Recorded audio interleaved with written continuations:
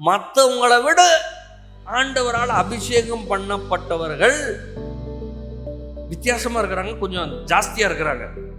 இது என்னது? இப்ப தானியேலுக்கு என்ன இருந்துச்சு? அபிஷேகம் இருந்தது. சாத்ராக் மேஷாக் ஆபேத்நேகோ மேல என்ன இருந்துச்சு? அபிஷேகம் இருந்துச்சு. அந்த அபிஷேகம் இன்னைக்கு உங்க மேல இருக்குது. எல்லாம் சொல்லுங்க, நான் அபிஷேகம் பண்ணப்பட்டிருக்கிறேன். எதற்கு நான் அபிஷேகம் பண்ணப்பட்டிருக்கிறேன் தெரியுமா? இந்த பூமியில நான் எதை செய்யறதற்கு படைக்கப்பட்டேனோ அதை நிறைவேற்று. நீங்க தொழில் செய்யறதுனால உங்களுக்கு அபிஷேகம் வேண்டாம்னு நினைச்சுக்காதீங்க. உங்களுக்கு தான் ஜாஸ்தி அபிஷேகம் வேணும். வேலை செய்றீங்களா? உங்களுக்கு அபிஷேகம் வேணும். பலத்தினாலும் அல்ல, பராக்கிரமத்தினாலும் அல்ல, அவருடைய ஆவியினாலே ஆகும். உங்க டிகிரினால ஆகாது. படிக்கணும், ரொம்ப நல்லா படிக்கணும். பசங்கள்லாம் நல்லா படிங்க. வேதம் அவ்வளோ தெளிவா சொல்லுது. நம்ம வேலையில ஞானம் உள்ளவர்களா, திறமை உள்ளவர்களா இருக்கிறதற்கு தேவன் உங்களை அபிஷேகிக்கிறார். மற்றவனுக்கு நடக்காது, உங்களுக்கு நடக்கும்.